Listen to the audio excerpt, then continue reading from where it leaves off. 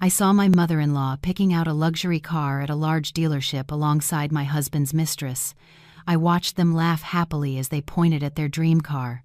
In that instant, I canceled my mother-in-law's credit card. When the payment was declined, she called me in a rage, and 5 minutes later, something happened that they could never have imagined.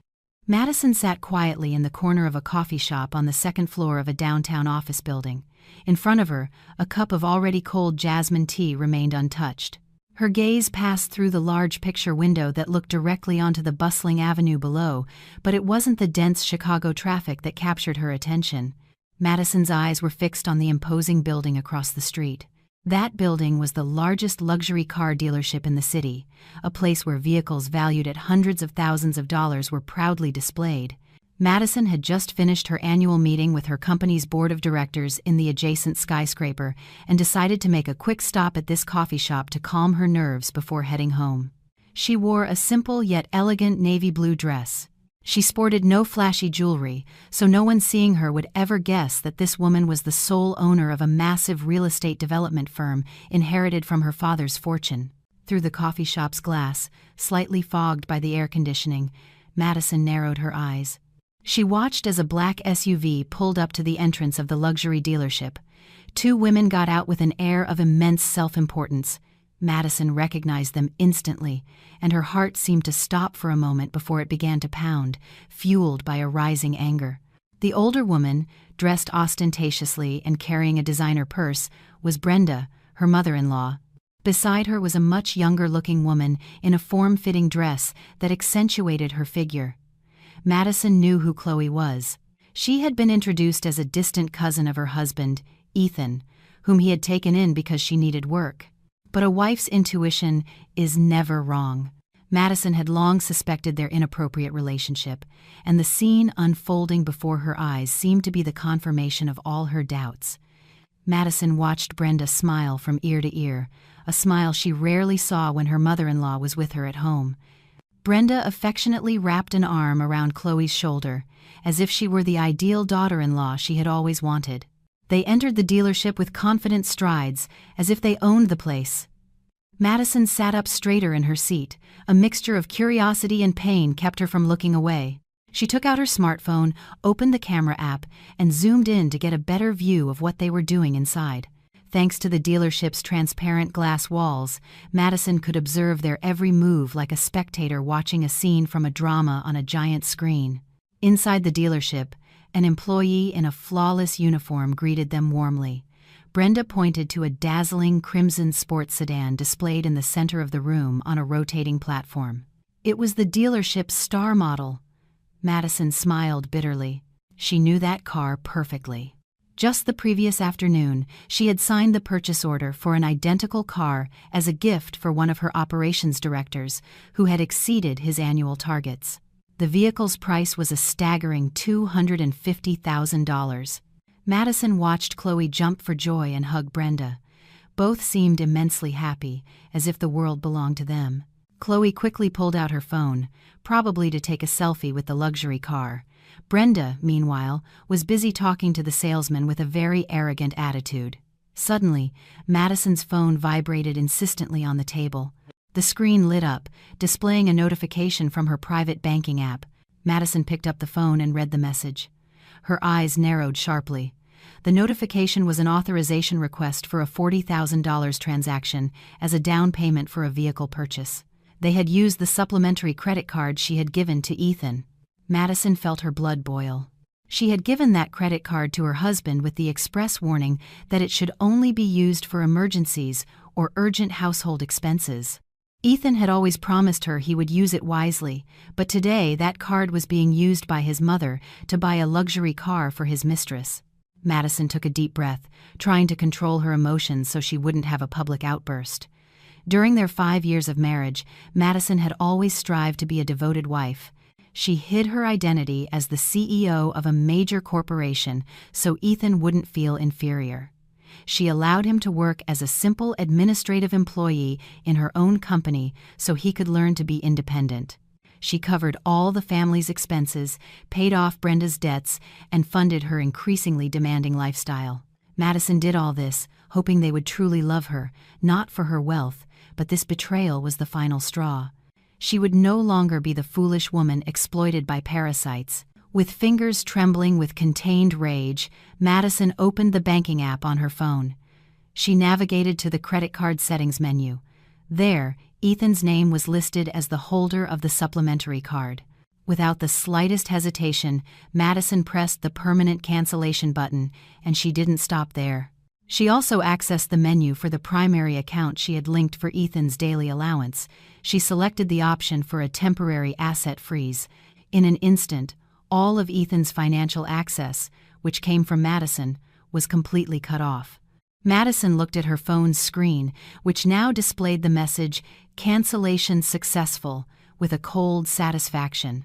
She imagined what would happen across the street in a few seconds. And indeed, the real drama was just beginning. In the distance, Madison saw the salesman who had been assisting Brenda return from the payment counter with a sour look on his face. The man handed back the black card Brenda had given him, shaking his head. Madison could see the drastic change in her mother-in-law's face. The radiant smile that had adorned her face moments before vanished instantly. It was replaced by an expression of confusion and panic. Brenda seemed to argue with the salesman, her hands gesturing at the payment terminal as if blaming it for a machine failure. Chloe, standing beside her, also looked nervous. Her triumphant smile had disappeared. Madison's phone rang again. This time, it wasn't a bank notification, but a call. The name Brenda appeared on the screen. Madison let it ring a couple of times before finally answering in a very calm voice, as if nothing were wrong. As soon as the call connected, Brenda's screams assaulted Madison's ears. She had to pull the phone slightly away from her ear. Her mother-in-law's voice was hysterical, a mix of anger and the tremendous embarrassment of a failed transaction in public. Brenda's voice echoed sharply, insulting Madison mercilessly. She demanded to know why the credit card couldn't be used, accusing Madison of deliberately embarrassing her. Brenda shouted that she was in the middle of a very important and urgent matter and demanded that Madison contact the bank immediately so the transaction could be processed. Foul words started pouring from the older woman's mouth, calling Madison useless and stingy. In the background, Chloe could be heard fanning the flames, saying that Madison must have done it on purpose, out of jealousy. Madison listened to all the insults while taking a sip of her now cold tea. The bitter taste of the tea was nothing compared to the bitterness in her heart, but now that bitterness had turned into a steely determination. After Brenda paused to catch her breath, Madison replied in a chillingly calm tone. She didn't respond to the yelling with more yelling. Instead, she spoke in very polite words, but they were laced with a lethal poison. Madison said she had just received a notification that there had been suspicious activity on that card, as if it had been stolen from someone irresponsible. Madison calmly explained that since she knew her husband was at work and her mother-in-law was at home, the attempt to withdraw a large sum of money at a car dealership had triggered the bank's security system. Therefore, Madison said, to ensure the safety of the family's assets, she had decided to report the card as lost and request its complete cancellation. Madison added a little spice to aggravate their situation. She said the bank had already contacted the nearest police station to send officers to the scene and apprehend the fraudster trying to use the card. At the mention of the word police, a brief silence could be heard on the other end of the line, followed by the sound of genuine panic. Madison finished her speech with what sounded like a sincere but sarcasm-filled prayer, saying she hoped Brenda wasn't at that location because the police would arrest whoever had the card in their possession. Without waiting for Brenda's response or more insults, Madison hung up immediately. She placed the phone back on the table and looked toward the dealership. She saw Brenda and Chloe looking at each other with pale faces. Madison allowed herself a faint smile. This was just the beginning. She signaled the waiter for the check. Madison wanted to leave quickly, but she knew the second act was about to begin, and she didn't want to miss the moment their arrogance was destroyed at its very root. Inside the luxurious dealership, Brenda and Chloe were in a state of panic. The word police that Madison had mentioned on the phone acted like a spell that paralyzed their courage. Brenda's face, previously flushed with anger, had turned as white as a sheet. She stared at the black credit card in her hand as if it were a red-hot coal. Beside her, Chloe clutched Brenda's arm tightly with her long nails. Her eyes frantically searched for an exit. They weren't fools. They knew that using someone else's card for such a large transaction without the owner's permission could be considered a criminal act, especially if the owner, Madison, had already reported it stolen. Risking further embarrassment, Brenda immediately pulled Chloe by the hand and headed for the exit. She ignored the questions from the salesman, who was still holding the purchase order. Their steps were hurried, almost a run, the sound of their high heels clattering loudly on the slick marble floor. But luck was not on their side. Before they could reach the automatic glass doors, 2 sturdy security guards in black suits were already blocking their path. The guards had been alerted by the cashier, who had noticed their suspicious behavior after the card was declined. One of the guards extended a firm arm, asking Brenda and Chloe to stop and wait for a moment in the lounge area until an administrative issue was resolved. Brenda tried to intimidate the security guard with her wealthy lady act. She yelled that she was an affluent person and a relative of the dealership's owner. She threatened to have the guard fired if he dared to touch her, but the threat sounded hollow and shaky. Cold sweat began to trickle down her temples, caked with thick makeup. Chloe tried to hide her face behind her purse. She was terrified that someone might recognize her or record this shameful incident. The atmosphere in the dealership turned into a spectacle for the other visitors and employees. Whispers began to circulate, making Brenda's ears burn even hotter. Just as the situation was heating up and Brenda started to scream hysterically, the door to the VIP lounge on the mezzanine level opened. A middle-aged man in an impeccable gray suit descended the stairs with a majestic air. It was Mr. Sterling, the owner of this luxury car dealership. Mr. Sterling was a successful businessman, highly respected in the automotive industry for his integrity. He had heard the commotion in the main hall and decided to intervene personally. His face was serious but calm as he approached the group near the entrance. Mr. Sterling looked intently at Brenda and then addressed his security guards. After receiving a brief report from an employee about the declined card and the customer's attempt to flee, Mr. Sterling nodded in understanding. However, a flicker of recognition appeared in his eyes when he saw Brenda. He remembered that this woman was the mother of Ethan, one of the administrative employees at a company owned by one of his major business partners. Mr. Sterling gave a faint, meaningful smile. He told his employees to calm down and then greeted Brenda in an overly polite tone. Brenda felt empowered, thinking the owner himself had come out and that she would have a chance to complain about the rude treatment from the security guards. She started boasting again, saying she was going to buy that red sports car for her son, Ethan, whom she described as a successful director. She made excuses, claiming the credit card just had a technical problem and that she would wire the money as soon as she got home. Chloe also nodded in agreement. They tried to convince Mr. Sterling that they were potential buyers who shouldn't be treated like thieves. Mr. Sterling listened patiently to their blustering. When Brenda finished speaking, Mr. Sterling took his phone out of his suit pocket. He dialed a number, and after a single ring, the call connected. Mr. Sterling put the call on speakerphone and held it up so the voice on the other end could be heard by Brenda, Chloe, and all the employees in the hall. Madison's voice came through crisp and clear from Mr. Sterling's phone.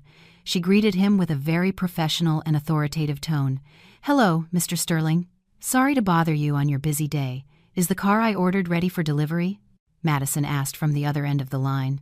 Brenda was stunned to hear her daughter-in-law's voice. Chloe's eyes went wide.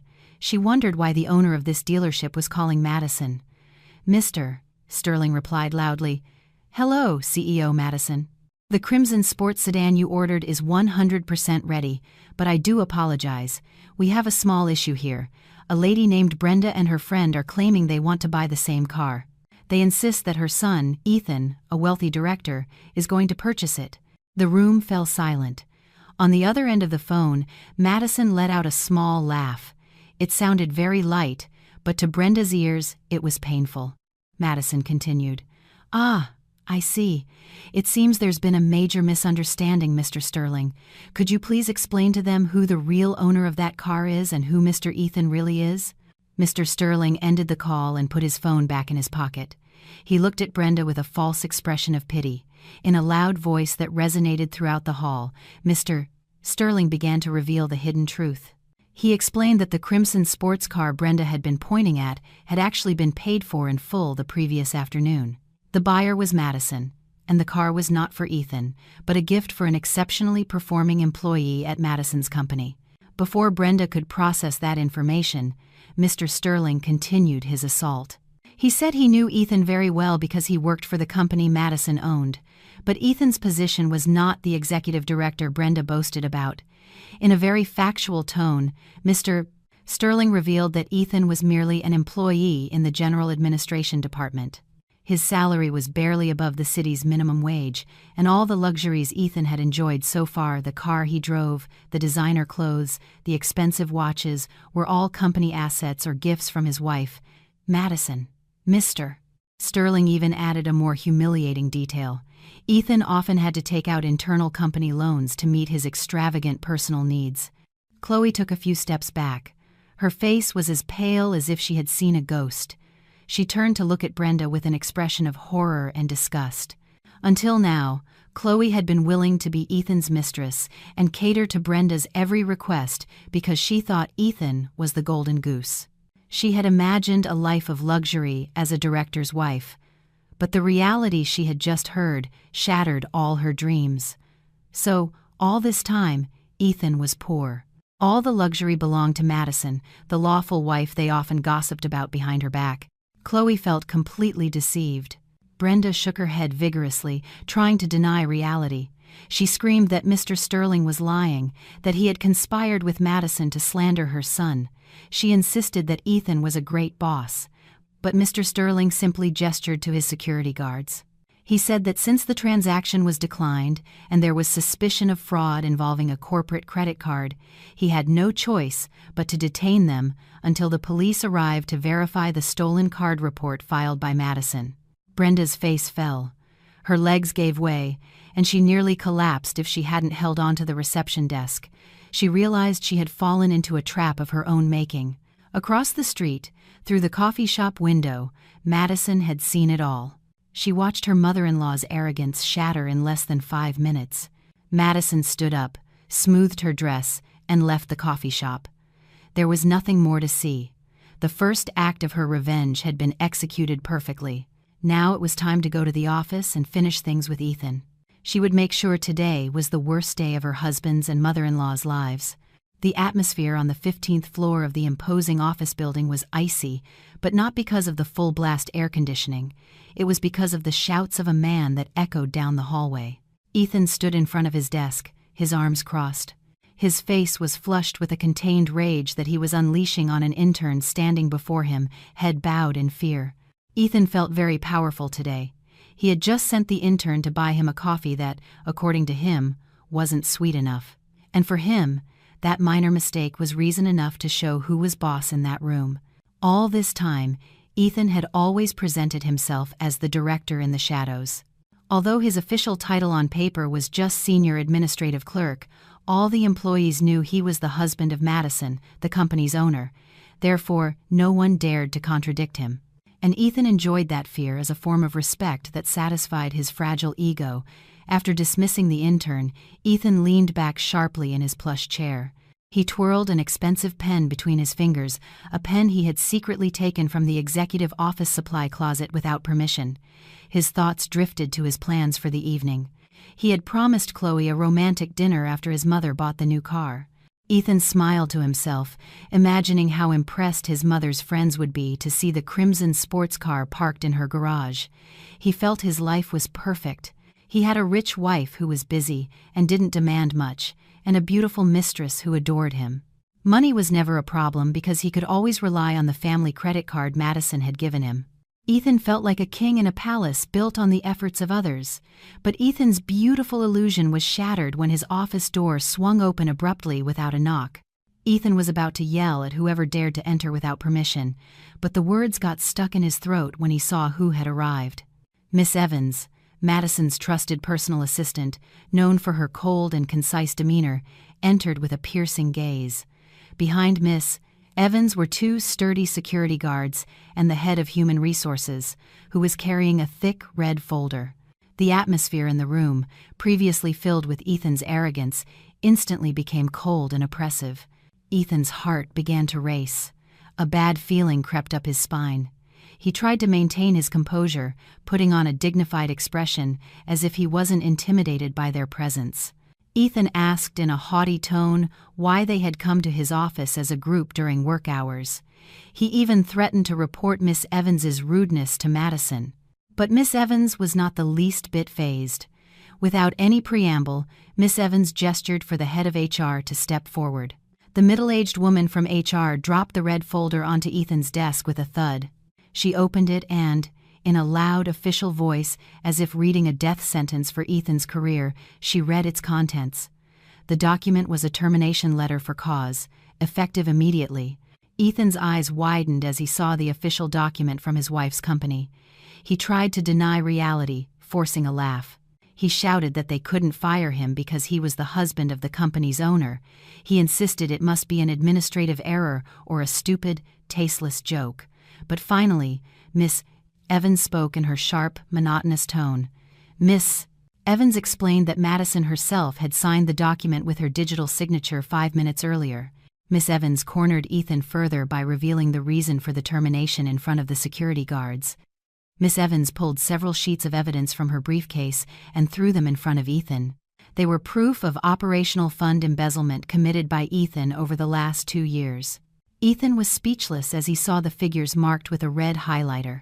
The evidence showed how Ethan had forged receipts for office supplies, claimed fictitious travel expenses, and billed for client entertainment that was actually used to fund his secret vacations with Chloe and luxury purchases for his mother. The total losses to the company amounted to an astronomical sum. Ethan was shocked that Madison, whom he had always considered submissive and ignorant of detailed operations, had meticulously kept a record of all his misdeeds. Madison wasn't ignorant. She was just waiting for the right moment to strike. Without giving Ethan a chance to make excuses, Miss Evans ordered the security guards to secure company assets. One of the guards stepped forward and demanded that Ethan return all company property in his possession at that moment. Ethan tried to resist when the guard wanted to take the laptop from his desk, but the guard's strength was far greater. One by one, Ethan's status symbols were taken from him. The high-end laptop was taken. They also forcibly demanded the special edition smartphone provided for his job. Even the keys to the company car, which Ethan flaunted as if it were his own, were taken from his pants pocket. Ethan was left trembling, feeling naked without the luxurious trappings that had hidden his incompetence for so long. The removal process was swift and humiliating. Miss Evans gave Ethan 5 minutes to collect his personal belongings in an old cardboard box. With trembling hands, Ethan packed a framed photo of himself, a few packs of cigarettes, and his leather jacket. The other employees had gathered outside his glass-walled office, whispering and pointing at him. Their gazes, once filled with fear, had now turned to looks of mockery and pity. Ethan could vaguely hear the stifled laughter of some of the people he had humiliated in the past. His pride was shattered on the floor he stood on. Once the cardboard box was full, the 2 security guards escorted Ethan out of the building as if he were a criminal caught in the act. They escorted him through the busy first-floor lobby, where he had to walk with his head bowed in shame. There were no more polite greetings from the reception staff, no friendly smiles from the lobby guards, only cold stares that seemed to say Ethan was no longer welcome there. Upon reaching the main entrance, one of the security guards took the building access card hanging from his neck, snapped it in 2, and threw it in the trash. Ethan was left alone on the hot sidewalk, holding a cardboard box, with no car, no company phone, and no job. Confusion and anger swirled within him. Ethan fumbled in his pants pocket and found his personal phone, which thankfully hadn't been confiscated because it wasn't a company asset. He called Madison several times, but the number was already blocked. He called his mother, but she didn't answer. With the little cash he had left in his wallet, Ethan hailed an old, regular taxi. He gave the address of his luxurious home on the wealthy lakefront, hoping to get home soon and demand an explanation from Madison. Throughout the ride, Ethan prepared the insults he would scream at his wife. He still felt he had a right to that house. He still felt like the wronged head of the household. But as soon as he arrived home, the bitter reality struck him again. When the taxi dropped him off, Ethan walked arrogantly to the state-of-the-art digital gate. He entered the passcode he always used, but the machine emitted a warning beep, indicating access denied. Flustered, Ethan tried again, thinking he had mistyped. But the result was the same. The gate was firmly locked. Ethan pounded on the iron gate, calling for the housekeeper or the security guard, but no one came out. The house was silent, as if uninhabited. As Ethan stepped back to look up at the balcony, his gaze fell on a pile of items stacked near the complex's security post, not far from the house. He walked over and realized they were his suitcases, filled with his clothes. On top of the suitcases was a sheet of paper bearing Madison's neat but firm handwriting. The note contained a brief message stating that Ethan's belongings had been packed and that, as of today, he was forbidden from setting foot on Madison's property. The complex's security guard, who was usually polite to Ethan, now approached with a stern face. He warned Ethan to leave immediately and take his things, or he would call the police for disturbing the peace in a residential area. Ethan collapsed weakly onto the clean asphalt of the complex's road. Beside him was the cardboard box from his office, and in front of him were his suitcases. The afternoon sky was beginning to darken, as if mocking his fate, which had taken a 180-degree turn in a matter of hours. He realized he had never owned anything. The house was Madison's. The car was from Madison's company. The money in his wallet came from the salary Madison gave him. Without Madison, Ethan was now an unemployed man with a sky-high pride but nowhere to stay. Suddenly, his personal phone vibrated. A message from an unknown number had arrived. The message said that his mother and Chloe were being held at the nearest police station in a fraud case. Ethan's world went dark in an instant. The moment Ethan entered the waiting room of the district police station, the smell of dampness and stale cigarettes hit his nose. The dim fluorescent light made the place feel even more desolate. Ethan struggled to drag his suitcases. His face was creased and covered in sweat. He had just spent the last of his cash to pay for the taxi here. In a corner of the room, on a hard wooden bench, he saw the figures of two women he knew well. Brenda was sitting with slumped shoulders. Her face was tear-stained, and her hair, usually styled in a high bun, was disheveled. Beside her, Chloe sat with her arms crossed, staring blankly at the wall with a sullen, hateful expression. Ethan's appearance made Brenda immediately stand up and throw herself into her son's arms, sobbing. She complained about how cruel they had been at the dealership, how evil Madison had been to cancel the card, and how painful it was to have to sit in a police station like a criminal. Brenda expected Ethan to appear as a hero, bringing a competent lawyer or at least the bail money to get them out of this humiliation. But when they broke from the hug, Brenda saw Ethan's true state. She saw the large suitcases and the cardboard box Ethan was carrying. She saw that Ethan's work shirt was wrinkled and he wasn't wearing a jacket. A materialistic mother's instinct immediately detected the danger signal. Before Brenda could ask, Chloe was the first to grasp the situation. The young woman stood up and looked Ethan up and down with contempt. Chloe asked in a sharp tone, "Where's the company car, Ethan? And why are you carrying suitcases like you've been kicked out?"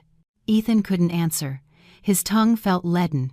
He bowed his head, avoiding the questioning gazes of the two women he had coddled with lies for so long.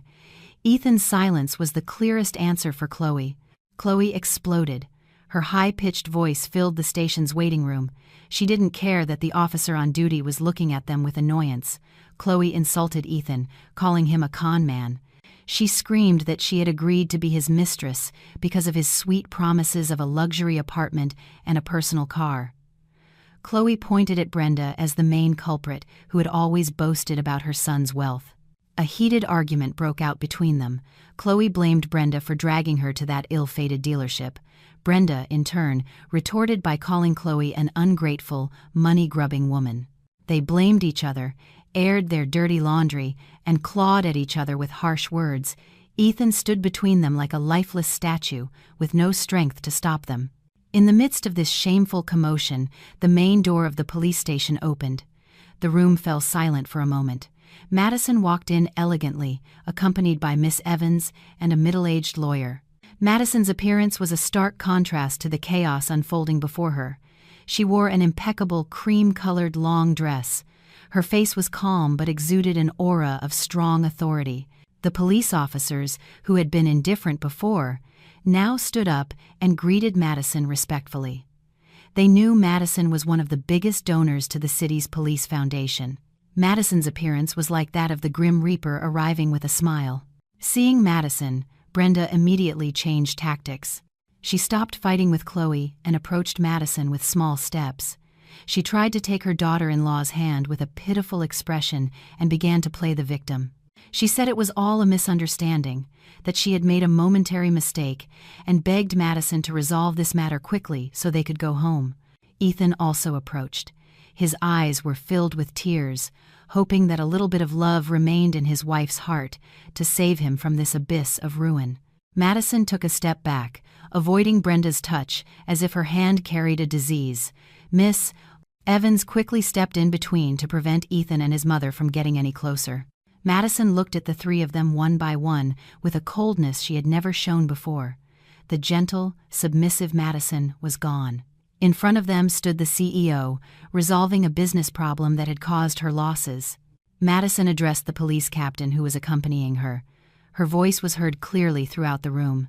Madison stated that she would not be pressing legal charges for the attempted credit card fraud that day. She said sending her in-laws and husband to jail would be a waste of her time and energy. But Madison's next words were a punishment far crueler than jail. Madison affirmed in front of the police that from this moment on, she would cut off all relations and financial support to Ethan and his family. She personally passed the problem of the dealership debt onto them. Madison dropped the charges so they could leave the station, but she made sure that as soon as they walked out that door, they would face the real world without a single cent. Hearing that, Chloe immediately realized there was no hope of getting any money from them. She looked at Ethan with disgust and spat on the floor near his shoes. Chloe said she regretted ever meeting a family of con artists like them. Ethan could only lower his head. Tears of anger and regret began to well up, but it was useless. Madison was unmoved. She had seen their true colors and would no longer be fooled by crocodile tears. After signing the papers to withdraw the complaint, Madison turned around without saying goodbye. She walked out towards a gleaming black sedan waiting for her in front of the lobby. A personal driver opened the door for her, leaving Ethan, Brenda, and Chloe behind. A police officer immediately told them that since the administrative process was over, they should stop occupying the waiting room and leave. The three of them found themselves on the sidewalk in front of the police station as dusk began to fall. The dim light from a street lamp illuminated their desperate faces. There was no car to pick them up, no taxi they could afford.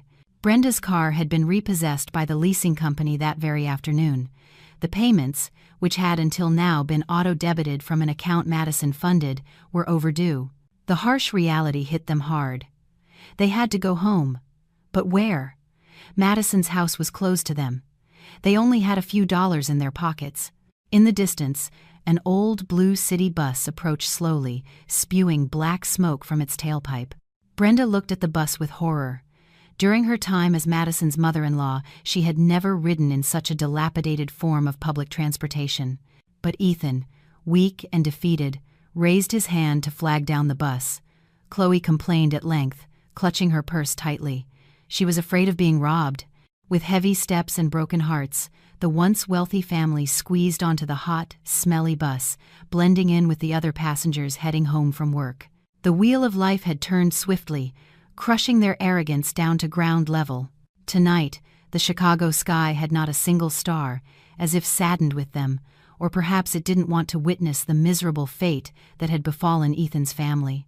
After getting off the bus with sore legs and heads dizzy from the exhaust fumes, the three walked down a narrow alley, damp from an afternoon shower. Ethan dragged a large suitcase whose wheels kept getting stuck in the gravel. With his left hand, he carried the box containing the few things he had left from the office. Behind him walked Brenda, covering her nose with a handkerchief and constantly complaining about the terrible smell of sewage. Chloe walked last with a sour face, occasionally swatting at the mosquitoes that began to land on her arms. They were heading to a single-room rental apartment recommended by an acquaintance of a taxi driver they had asked before running out of money completely. It was the only place they could afford for the next month with the cash Ethan had left in his wallet. Upon reaching the door of the rental, the bitter reality struck them again. The building, compared to the luxurious home they used to live in, was far from habitable. The walls were painted a faded green, peeling in some parts, revealing the damp, rough cement underneath. The low tar paper roof promised unbearable heat when the sun shone brightly. There was no garage or garden, just a small stoop that opened directly onto the alley where the neighbors' children ran and screamed. Ethan opened the door with a key that was a bit sticky, his hands trembling. As soon as the door opened, they were greeted by the musty smell characteristic of a room that has been unoccupied for a long time. The room was empty. There was only a thin foam mattress rolled up in a corner and an old plastic wardrobe. Brenda let out a choked scream upon seeing a cockroach scurry across the cracked tile floor. She refused to enter, insisting this must be a nightmare and that she wanted to go back to her air-conditioned room. But Ethan, in a tired and desperate voice, forced her inside. Ethan dropped the suitcase on the floor and leaned against the wall. He was out of breath. He no longer had the strength to endure his mother's complaints. Chloe entered hesitantly. Her eyes scanned the entire room with a look of disgust. She couldn't believe that after imagining herself as the lady of a grand mansion, she would now end up in this rat hole. The first night in that rental was hell for them. The heat radiating from the roof made them sweat even late into the night. The small fan there spun slowly, making a squeaking noise, and instead of cooling, it spread the hot air throughout the room. Mosquitoes began their feast, biting Brenda's and Chloe's soft skin. Brenda couldn't sleep. She kept complaining, blaming Ethan, Madison, and fate. She demanded that Chloe fan her, but Chloe, tired and stressed, flatly refused. A small fight broke out. Their voices mixed with the crying of the baby next door, separated by a thin wall. The next morning, a new problem arose. They were hungry. Normally, the table at Madison's house was filled with delicious dishes prepared by the maid. Hot coffee, toast with ham, fresh-cut fruit. Everything was ready without them having to ask. Now, there was only an empty water bottle and growling stomachs. Brenda, out of old habit, ordered Chloe to go to the store and buy something to cook. She believed that Chloe, as her daughter-in-law, even in a secret marriage, had an obligation to serve her. But Chloe was not the submissive Madison. Chloe shot Brenda a sharp look. She said loudly that she had no intention of being her servant. She had gotten involved with Ethan to live comfortably, not to be a maid in this filthy rental. Chloe yelled at Brenda to face the reality that they were now equally poor and held no power. Ethan, whose head was aching from the commotion, finally spoke. He tried to mediate but ended up revealing an even more painful truth. When Brenda urged him to take out his secret savings to rent a hotel or an apartment, Ethan remained silent for a long time. With his head bowed low, Ethan confessed that he didn't have a single penny saved. The salary he had received from Madison's company had always been spent on his lifestyle, credit card payments, and treating his friends to maintain a wealthy facade. Worse, Ethan confessed that the money he had left from his severance or bonuses had been invested in a scheme he found in a fake networking group. He had hoped the money would multiply quickly so he could compete with Madison's wealth, but it was an investment scam. His money vanished when the organizer disappeared, and now he owed money to several people he had convinced to join. Ethan's confession made Brenda hysterical. She beat her son's chest, lamenting her fate for being deceived by her own son's stupidity. Hearing that, Chloe felt her world collapse for the second time. The last hope she had that Ethan might have some secret funds was shattered. Ethan was completely broke, zero, if not in the red. Chloe slowly retreated to the bathroom, which was cramped, damp, and smelly. She needed space to think, or perhaps she wanted to vomit from the nausea that had suddenly churned her stomach since that morning. In that dark bathroom, under the dim light of a single bulb, Chloe took out a small object from her pocket, a pregnancy test she had secretly bought at a pharmacy before the dealership drama. She looked at the two faint but unmistakable red lines that appeared on the device. Positive. Chloe was pregnant. The news of a pregnancy should be happy news for a couple, but for Chloe, under these circumstances, it felt like a life sentence. She was pregnant with the child of a poor man, a con artist, with no future. Chloe sank to the wet bathroom floor. Her mind was in chaos. She wanted to cry, but her tears had already dried up. Suddenly, a cunning smile appeared on her lips. Her manipulative brain started working. She was trapped in this poverty, but she had a new ace up her sleeve. This fetus was Brenda's biological grandchild and technically had a blood tie to Ethan's family. Perhaps Madison still had some conscience, or at least she could use this child to blackmail her. She thought Madison was known for being a soft-hearted, religious woman. Perhaps Madison couldn't bear to see a small child suffer. Chloe put the test back in her pocket. She wouldn't tell Ethan now. She would use it as her last weapon when the situation became even more desperate. Outside the bathroom, Brenda's voice was heard again, complaining that she was hungry. "Ethan, your mother wants to eat steak. Your mother can't eat takeout." "If I eat just anything, my tongue gets itchy," she whined childishly. Ethan could do nothing but hold his head in frustration. He left the house and limped to the nearest diner. And, counting the coins in his hand, he was able to buy 3 portions of rice with a fried egg and some vegetables. It was the most luxurious meal he could provide today. When Ethan returned with the food containers, Brenda, disappointed, threw them on the floor, scattering the grains of rice. Chloe came out of the bathroom, picked up the rice that was still clean inside the waxed paper, and ate it ravenously, without caring about appearances. Her survival instinct was stronger than her pride at that moment. That scene made Ethan realize hell on earth had just begun for the 3 of them. The 2 weeks in that cramped rental room felt like 20 years for Ethan, Chloe, and Brenda. Their faces, which once glowed from expensive dermatological treatments, now looked dull and greasy. Their designer clothes began to look old, hand-washed with cheap detergent, and dried under the scorching sun without being ironed. But amidst this desperation, a glimmer of false hope appeared. A digital invitation arrived in Ethan's extended family's group chat. It was an invitation to the grand annual reunion of the Harrison family clan. It was a very prestigious annual event for Ethan's family. Ethan's extended family was, in fact, a respected clan. Many of Ethan's cousins and uncles had become successful public officials or businessmen. All this time, Ethan and Brenda had always been the stars of the event. They always boasted about wealth that was actually Madison's and made the largest donations. Brenda's eyes lit up when she saw the date of the event. This Sunday. Immediately, a cunning plan formed in her mind. She would go to the event, put on an elegantly sad face, and tell everyone that Ethan's business was going through a small, temporary cash flow crisis due to the global economic situation. She was sure that their wealthy relatives, like Uncle Richard or Aunt Carol, would not hesitate to lend them $150,000 or $250,000.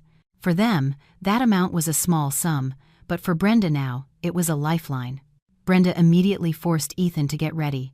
She took out the only silk suit Ethan had left that hadn't been sold and her best dress that she had defended tooth and nail from junk collectors. Ethan refused at first. He was ashamed. He was afraid his true identity would be discovered. But with Brenda's insistence and threats from Chloe, who constantly complained, asking for more nutritious food for her pregnant body, Chloe had finally admitted her pregnancy. Ethan eventually gave in. Chloe also insisted on going. She wanted to see if there were any of Ethan's relatives she could latch onto or exploit. Using money she had borrowed from a neighbor at the rental, promising to pay it back double the following week, they rented a cheap car for half a day so they could arrive at the reunion with some dignity. They didn't want to be looked down upon before they even asked for money by arriving on a bus. The day arrived. The venue for the reunion looked magnificent, with fresh floral arrangements everywhere. The smell of food from a luxury caterer wafted out to the parking lot, making Ethan's stomach, which had only had plain bread for breakfast that morning, rumble. They got out of the rental car with their chins held high, trying to hide their nervousness. Brenda immediately put on a fake smile and greeted her cousins exaggeratedly, as if nothing was wrong in her life.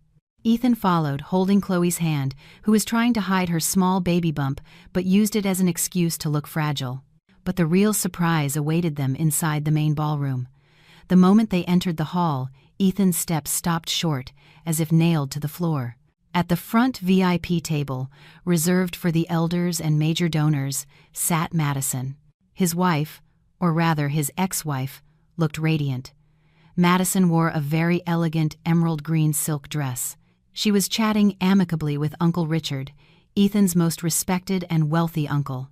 Uncle Richard was laughing cheerfully at Madison's stories. From time to time, he would pat her hand proudly. Ethan's blood boiled. Why was Madison here? Ethan hadn't told her about this event. Ethan had forgotten that for the past 5 years, it had been Madison who had always transferred the donations for family events in Ethan's name. So, technically, in the eyes of the extended family, Madison was an indispensable part of this event's success. The late arrival of Ethan, Brenda, and Chloe caught the attention of some people. Whispers began to circulate. Madison slowly turned her head. Her gaze met Ethan's. There was no anger in her eyes, only a calmness as vast as the ocean, ready to swallow a small, fragile boat. Madison gave a faint smile. That smile sent a chill down Ethan's spine. Brenda, who had not yet detected the danger, walked confidently toward Uncle Richard's table. She thought Madison wouldn't dare make a scene in front of the respected extended family. Brenda intended to play the part of the aggrieved mother-in-law.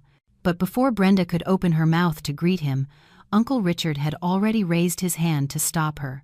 Uncle Richard's face, which had been friendly with Madison, turned cold and hard as he looked at his sister. "What are you doing here, Brenda? And who is that woman your son brought?" Uncle Richard's deep voice boomed, causing the background music in the hall to seem to fall silent for a moment. Brenda stammered, "Brother? Why do you say that? This is your nephew, Ethan, and this is our distant relative, Chloe." Before Brenda could finish her lie, Miss Evans appeared from behind Uncle Richard. In her hand, she held a tablet connected to the large projection screen on the main stage.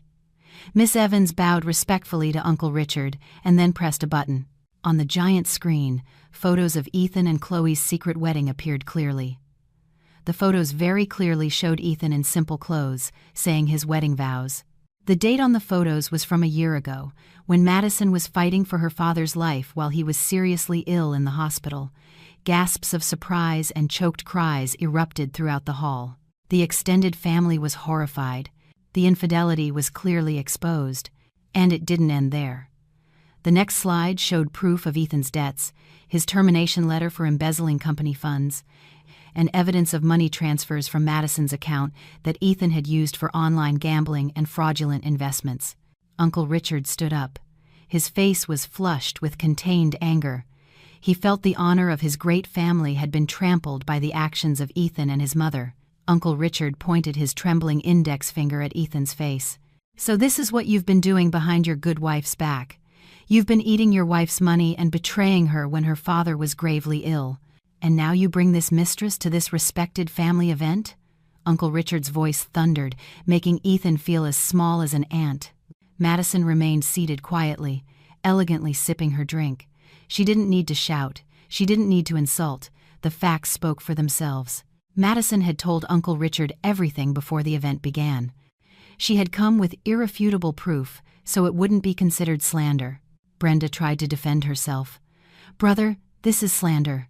Madison is stingy. She didn't take good care of Ethan," but her shouts were drowned out by the jeers of other relatives.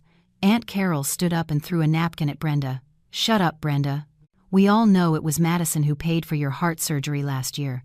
We know it was Madison who paid off your husband's debts long ago. You are ungrateful." Uncle Richard gave the final order. "As of today, erase the names of Ethan and Brenda from the Harrison family tree. We cannot have swindlers and traitors as relatives." "And you," Uncle Richard looked at Chloe with disgust. "Vulgar woman, get your filthy womb out of here before I call security to drag you all out." Being kicked out in front of hundreds of pairs of familiar eyes was a social punishment far more painful than a physical slap. Ethan tried to kneel at Uncle Richard's feet to beg, but he was kicked away. The building's security guards, hired by the committee, acted immediately, dragging Ethan, Brenda, and Chloe out of the hall as if they were trash to be thrown out. As they were being dragged away, Ethan turned back for a moment. He saw Madison smiling sweetly at a young cousin who was offering her a flower. Madison looked happy, at peace, and free. The ballroom doors slammed shut in Ethan's face, forever blocking his access to his respected world. In the parking lot, the three of them shivered. Not from the cold, but from a humiliation that broke their bones. And worse, they realized they had to return the rental car that afternoon, but they had no money for the gas to get back home. The atmosphere inside that single-room rental felt far hotter and more lethal than any hell a human could imagine. After being humiliatingly expelled from Uncle Richard's grand family reunion, Ethan, Brenda, and Chloe had to endure tremendous humiliation. They didn't have a single cent to pay the rest of the car rental fee. In the end, the rental car owner kept Ethan's ID as collateral and threatened to spread their story on the internet if they didn't pay in full within 3 days. Since they no longer had money for public transportation, they had to walk 3 miles back to their dilapidated rental. Brenda's feet were covered in blisters from forcing them into cheap, narrow heels. Meanwhile, Ethan walked like a living corpse with a vacant stare. Chloe followed him with a hard expression and calculating thoughts. Her mind was quickly searching for a way to escape this sinking ship. When they arrived at the rental, there were no warm conversations or mutual encouragement, only the sound of a slamming door and things being thrown. Brenda threw herself directly onto the thin, musty-smelling mattress and lamented her fate, now the laughingstock of the entire extended family. She harshly blamed Ethan. Harsh words and curses flew from the old woman's mouth, calling Ethan a useless son who had ruined her old age. Ethan, already physically and mentally exhausted, huddled in a corner of the room and covered his ears tightly, trying to block out his mother's sharp voice, which sounded like a death siren. As night fell, hunger struck again. There was no rice or instant noodles, and even the water in the jug had run out. When they turned off the light to save electricity, a suffocating silence enveloped the cramped room. Brenda's snores and Ethan's heavy breathing could be heard, indicating they had fallen asleep, exhausted from crying and anger. But one person was still awake, her eyes wide open, staring at the hole-ridden ceiling. Chloe couldn't sleep. Hunger was mixed with the fear of a bleak future. She touched her flat stomach, remembering the positive pregnancy test result she had saved. At first, she thought this fetus could be a weapon to extort money, but today's events at the reunion had made her realize one important thing. Ethan's family had abandoned them. Madison had closed all doors of compassion. This fetus was no longer an asset but a burden. Chloe slowly sat up so the mattress wouldn't creak, her eyes fixed on the old pillow Brenda had placed next to her head. Chloe knew a little secret about her ex-future mother-in-law. This morning, while they were getting ready for the party, Chloe had seen Brenda hide something inside the pillow's stuffing.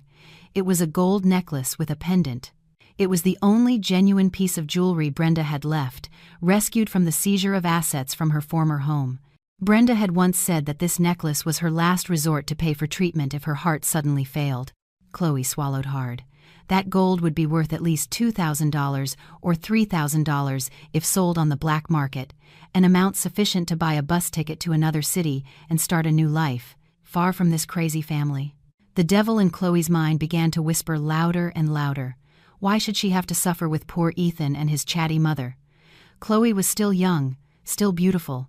She could quietly abort this child at a back-alley clinic in the next town and then move to another city to find new prey, a truly rich man, not a con artist like Ethan. Chloe's decision was made. She didn't want to starve to death in this rotten rental. With silent, cat-like movements, Chloe got up. She held her breath, watching Brenda's chest rise and fall rhythmically. Chloe's thin hand slowly slid under Brenda's pillow. Her heart pounded as if it would burst. If Brenda woke up even slightly, her life would be over. But fate seemed to be on the side of crime that night. Brenda moaned softly in her sleep and turned her back to Chloe, which widened the gap under the pillow. Quickly, Chloe's fingers managed to grab a small cloth bundle. She pulled it out very carefully. When she slightly opened the bundle under the moonlight streaming through a crack in the vent, a golden glint was faintly reflected. That's it. It was Brenda's last gold necklace. Chloe wasted no time and immediately put the necklace in her purse. She took out some of her best clothes and stuffed them haphazardly into a large bag. She only took what was important, so the neighbors wouldn't be suspicious seeing her leave at night. She didn't take everything. Before leaving, Chloe tore a piece of old food wrapper and wrote a short message with an eyebrow pencil. She left the message right next to the head of Ethan, who was sleeping soundly with his mouth open. Chloe looked at Ethan for a moment with an expression of disgust. There was no love or compassion. For Chloe, Ethan was just a fragile stepping stone that had plunged her into the mud. With a determined step, Chloe opened the front door. The rusty hinges creaked, causing Chloe to freeze for a moment. She turned around to make sure no one had woken up. She was safe. Chloe stepped out into the cool but liberating night air.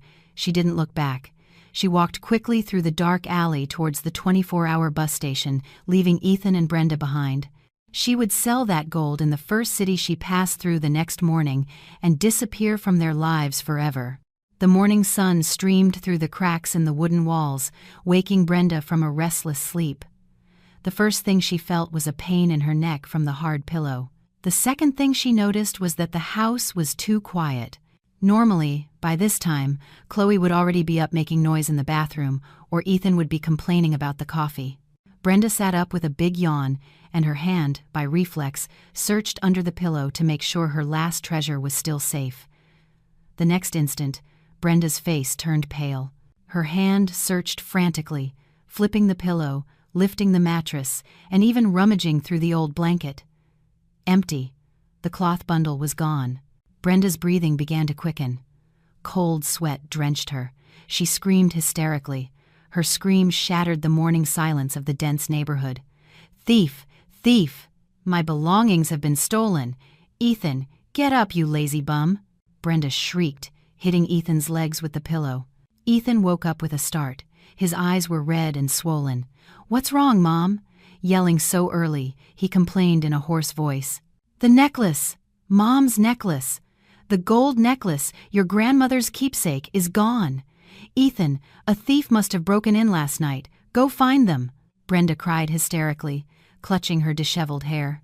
Ethan rubbed his face with his rough hands, trying to clear his head. It was then that his eyes fell on the piece of food wrapper next to his head.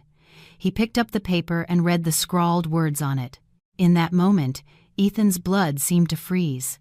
His eyes widened as he read Chloe's message. "Ethan, I'm leaving. Don't look for me. I'm not going to live in poverty with you and your crazy mother.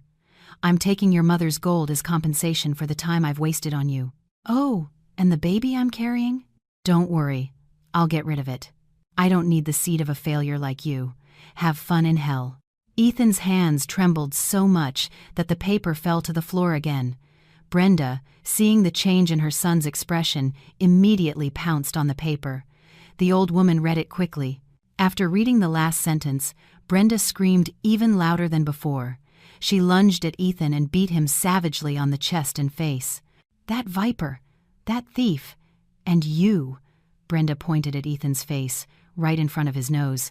"This is all your fault. You brought that devil woman into our house. You've made your mother poor. Now Mom's necklace is gone too. It was our only hope for food. Ethan, you have to take responsibility. Go find her and kill her." Ethan didn't resist his mother's blows. The physical pain was nothing compared to the destruction of his pride. Chloe, the woman for whom Ethan had been willing to betray Madison, the woman he was proud of, had stolen his mother's last asset and intended to kill their child. Ethan laughed.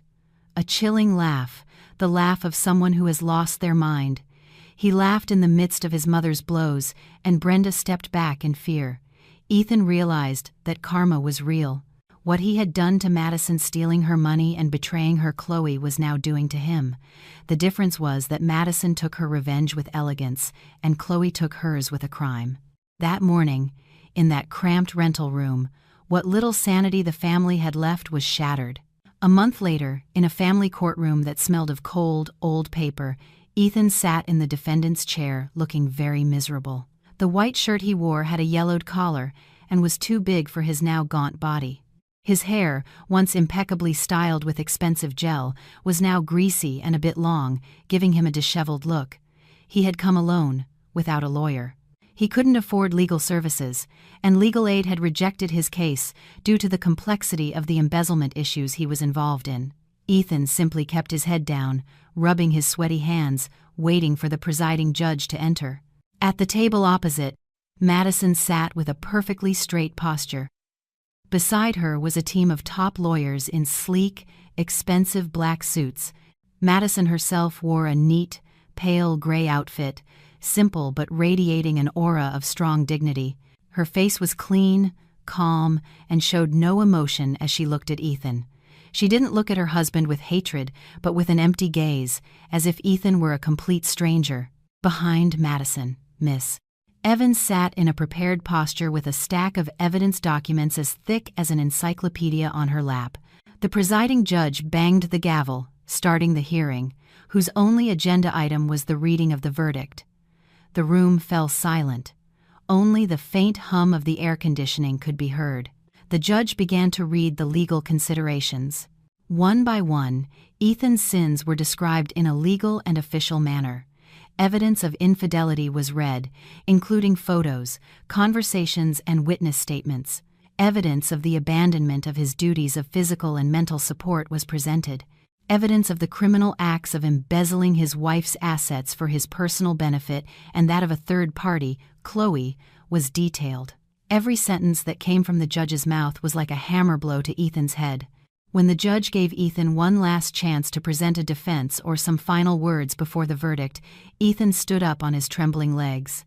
He looked into Madison's eyes, hoping to find some remnant of love there. In a hoarse and shaky voice, Ethan began to speak. He didn't deny the charges. Rather, he begged for mercy. "Your Honor, and to my wife Madison," Ethan's voice broke. "Please, don't divorce me. I promise I'll change.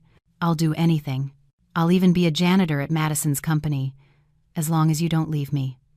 Please, remember the beautiful memories of when we first got married." Ethan began to cry. Crocodile tears that came too late. He hoped the old, soft-hearted Madison would soften at the sight of his tears, but Madison didn't flinch.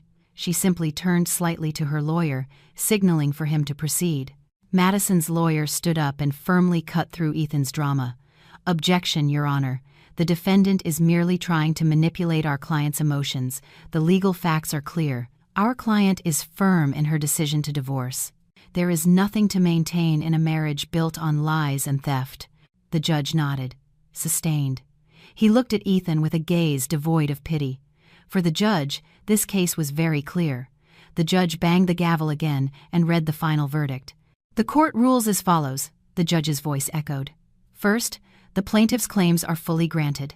Second, the divorce between the defendant, Ethan, and the plaintiff, Madison, is decreed. Third, it is established that there will be no division of assets, as it has been legally and convincingly proven that all assets were formed from the plaintiff's inheritance and work income, and that the defendant made no financial contribution."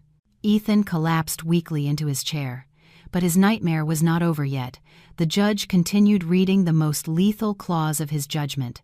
This clause was the result of a cumulative civil lawsuit filed by Madison's legal team regarding the company fund embezzlement committed by Ethan as an employee. Fourth, the judge continued in a firm tone, the defendant is ordered to immediately repay in cash the sum of $3 million for the embezzled funds from the company owned by the plaintiff. If the defendant is unable to pay, the seizure and auction of the land and building located in rural Illinois, which the defendant had mortgaged to a third party and whose debt was settled by the plaintiff by subrogation to recover damages, will proceed.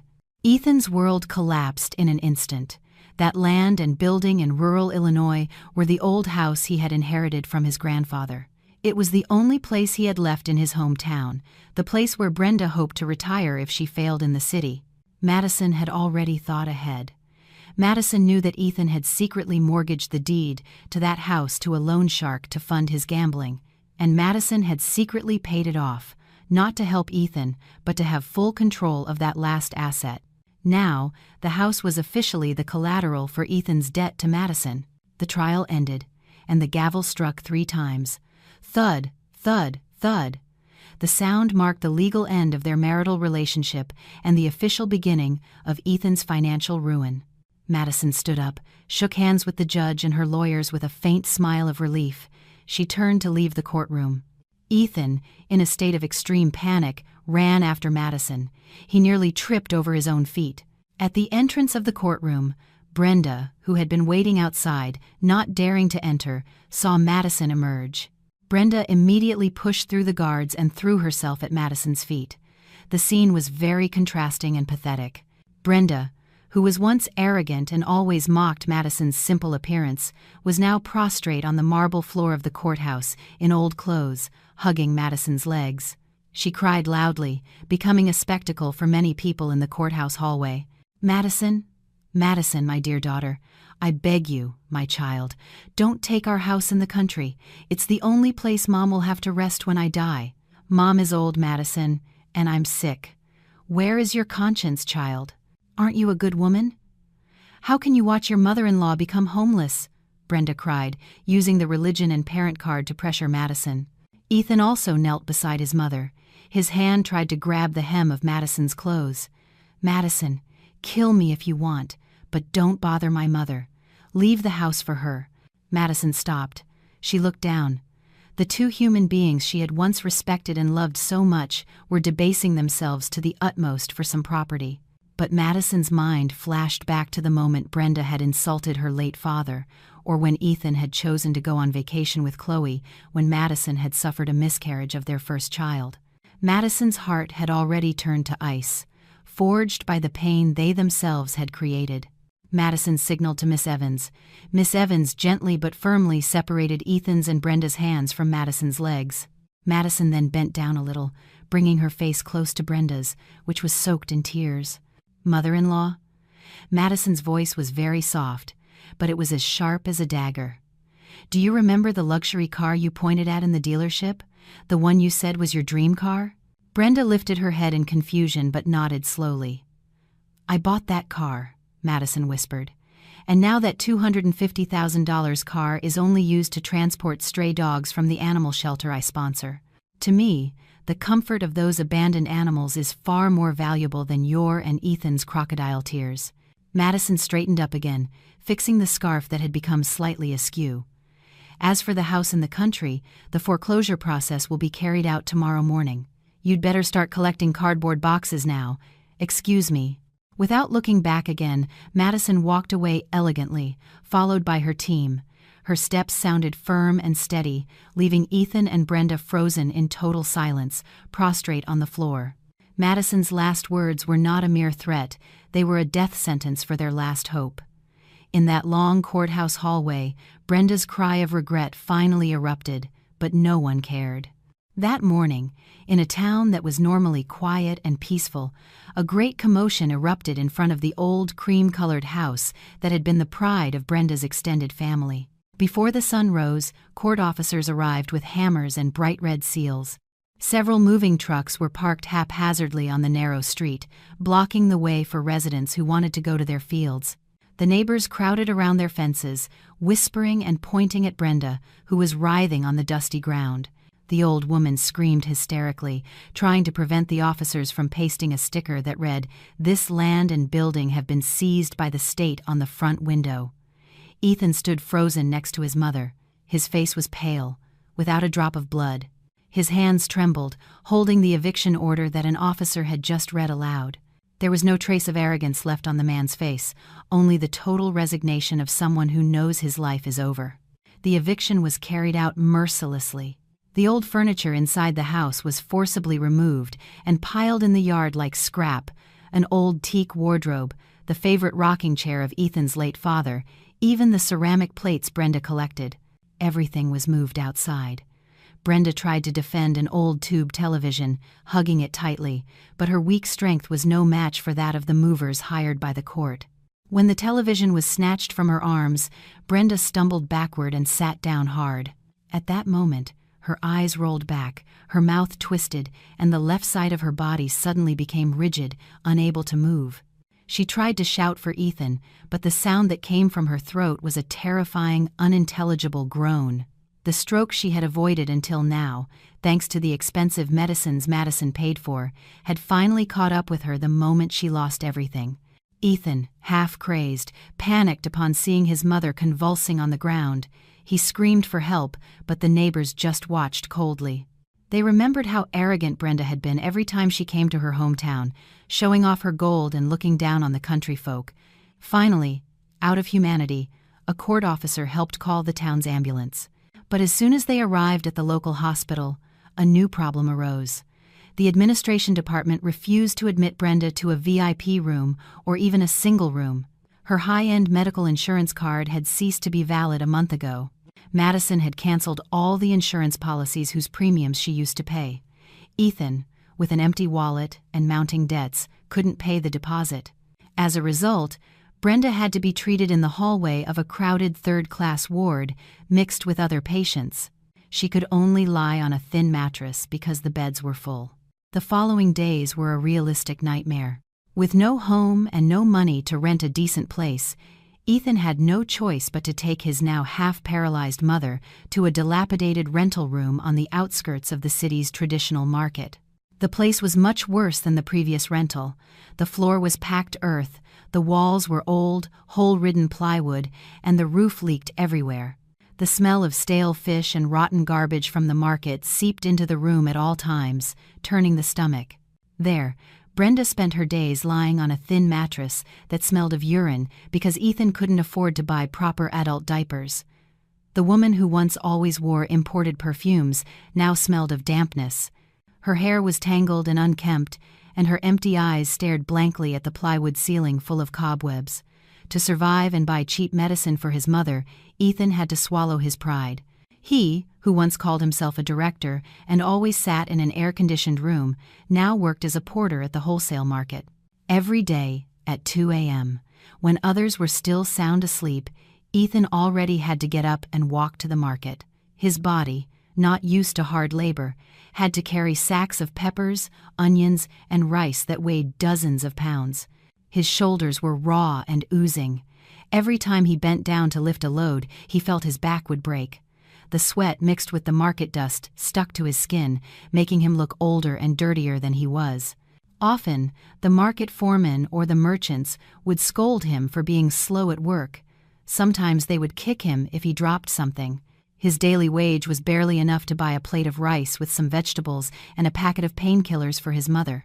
One hot Friday, the wholesale market was suddenly crowded. The sirens of escort vehicles were heard, and there was a buzz of excitement among the merchants. It was rumored that a wealthy donor was organizing a Charity Friday event, distributing hundreds of food packages and envelopes with aid money to the porters and the poor in the market. Ethan, who was at that moment resting in a damp corner of the market, massaging his swollen feet, was also curious. He was hungry, and the hope of getting a free food package forced him to get up and approach the crowd. He pushed his way through the people trying to line up, dragging his heavy feet. When Ethan managed to reach the front row, his eyes were fixed on the figure of the woman distributing the food packages. His heart seemed to stop. The woman, in contrast to the filthy market environment, wore a long, pastel-colored dress, very clean and beautiful. Her face glowed, and her smile sincerely greeted each person who received the donation. It was Madison. His ex-wife looked like an angel who had descended into a landfill. Beside Madison, Miss Evans stood nimbly, holding an umbrella to shield Madison from the scorching sun. Meanwhile, several employees in impeccable uniforms helped distribute the envelopes. Ethan saw a gleaming black luxury sedan parked not far away. The same car his mother had coveted had now become the vehicle for Madison's charitable activities. Ethan wanted to run. He wanted to hide, but his legs were paralyzed. Tremendous shame pierced his heart. He looked at his black, dirty hands, his torn and sweaty clothes, and compared them to the clean and dignified Miss Evans. Suddenly, from behind Ethan, the sound of a wheelchair being forcefully pushed was heard. Brenda had somehow managed to get out of her hovel and paid a neighborhood kid a few dollars to push her wheelchair to the market upon hearing they were giving out money. When Brenda saw Madison, her tired old eyes suddenly widened. Memories of her luxurious past surged in her already partially damaged brain. With all the strength she had left, Brenda tried to scream for Madison. "Madison, my daughter-in-law! Help, Mom! Mom is here!" Her hoarse voice sounded like the rambling of a madwoman. She tried to move her rickety wheelchair to get closer to Madison. Madison turned toward the sound. Their gazes met. Madison saw her ex-mother-in-law, now thin, dirty, and miserable, in an old wheelchair. But on Madison's face, there was no surprise or sadness. She just looked at her expressionlessly, as if seeing an unimportant stranger. Brenda became even more hysterical when Madison didn't immediately run to hug her. She tried to force her paralyzed body to stand up and approach Madison. "Madison, it's Mom. Give me money." "That car is mine," she shouted shamelessly. But Brenda's unbalanced body wobbled. The old wheelchair couldn't support her aggressive movements. The left wheel broke. Brenda was thrown hard into a puddle of thick, black market water, a mixture of mud and fish-washing remnants. There was a moment of silence. All eyes were focused on the old woman writhing in the rotten mud. Ethan ran to try to lift his mother, but he himself slipped and fell beside her. The two, mother and son, who once felt arrogant and the most respected, were now soaked in sewage water in front of hundreds of people. Madison saw the scene through the sunglasses she had just put on. She did not step forward to help. She signaled to Miss Evans. Miss Evans nodded and placed 2 food packages at the feet of Ethan, who was struggling to get up. Just that. No money, no help, no car ride, just 2 food packages. "Let's go. We still have many orphanages to visit," Madison said to her team in a low but firm voice. She turned, moving the hem of her dress so it wouldn't be splattered by the dirty water, and got into her cool, luxurious car. The car door closed firmly, separating Madison's fragrant, successful world from the smelly, shattered world of Ethan and Brenda. The car slowly drove out of the market, making its way through the parting crowd. Ethan could only stare at the receding taillights of the car. Cradling his screaming mother in the mud, he realized that the door to the paradise he once had was now truly closed and sealed forever. A year has passed since the humiliating incident at the traditional market. The wheel of life continued to turn, crushing those who didn't know their place and elevating the status of those who were patient. In the ballroom of a magnificent 5-star hotel, crystal chandeliers brightly illuminated the main stage. Today was a big day for Madison. She was officially launching her largest social foundation, the My Father's Legacy Foundation, a modern orphanage and free vocational training center she had built in honor of her late father. Madison, standing at the podium, looked much younger and more radiant than before. Her leadership aura was so strong that hundreds of guests, consisting of officials and successful entrepreneurs, applauded enthusiastically when she cut the inaugural ribbon. On her right ring finger, she now wore a simple but elegant diamond ring, not a wedding ring, but a symbol of her commitment to herself, to be a whole woman who had weathered the storm. Meanwhile, in another corner of the city, the fate of the traitors had reached its darkest end. The justice of the universe had worked with great meticulousness, not missing a single detail of the sin committed. In a women's prison surrounded by high concrete walls and barbed wire, Chloe was huddled in the corner of a damp cell. The beautiful face she once boasted of was now covered in scratches and bruises. Her skin was dull, her eyes wild and full of fear. Chloe had been caught 6 months earlier, trying to steal her employer's jewelry in another city, the same modus operandi she had used with Brenda. But this time, her luck had not been the same. The employer had installed hidden security cameras. Chloe was imprisoned not only for theft but also for dual identity fraud that was discovered during the investigation. Inside the prison, Chloe became the target of bullying from the older inmates. She, who was once spoiled and hated doing dirty work, now had to scrub the prison's public toilets every morning and massage the feet of the inmate gang leader every night to get an extra piece of bread.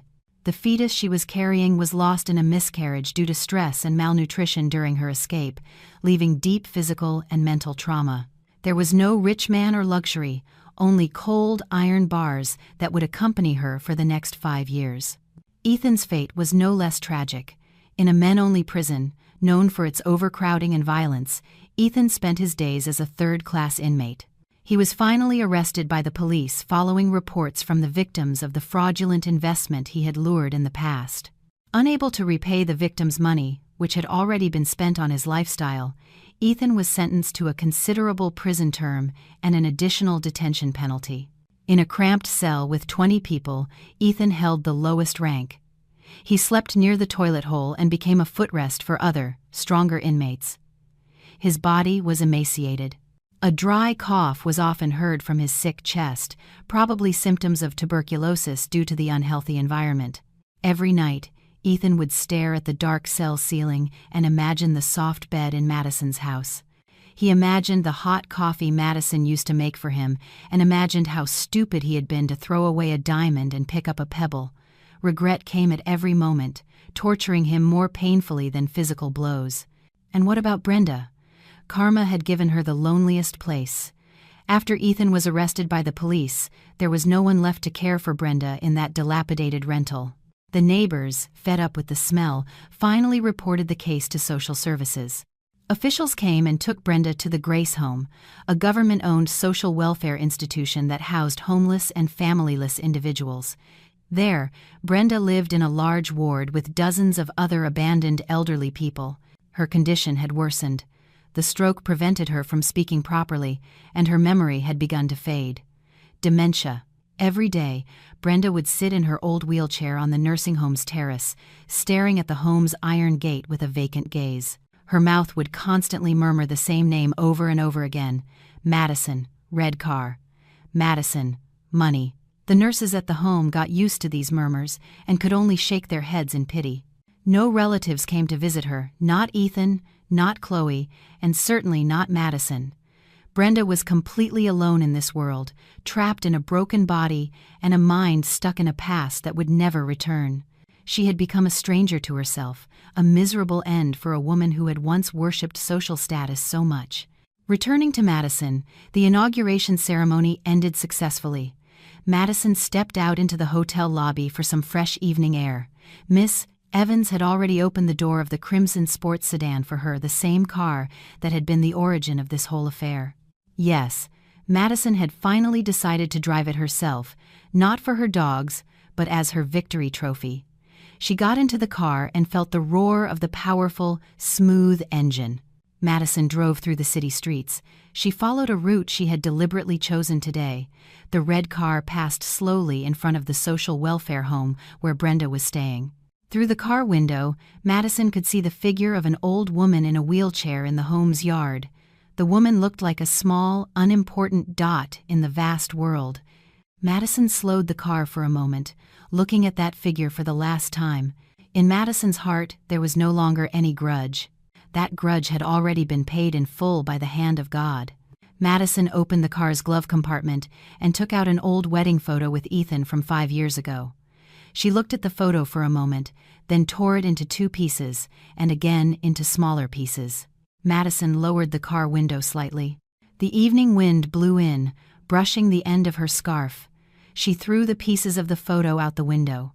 The pieces of Ethan's face and the memories of the past flew with the wind, scattering on the asphalt road, and were finally crushed by the wheels of Madison's departing car. "Goodbye, past," Madison whispered softly with a wide smile. She stepped on the gas. The crimson sports car accelerated quickly toward the beautiful sunset, carrying Madison to a bright, free, and truly happy future. The story of the oppressed daughter-in-law had ended, replaced by the legend of a strong woman who had reclaimed her life.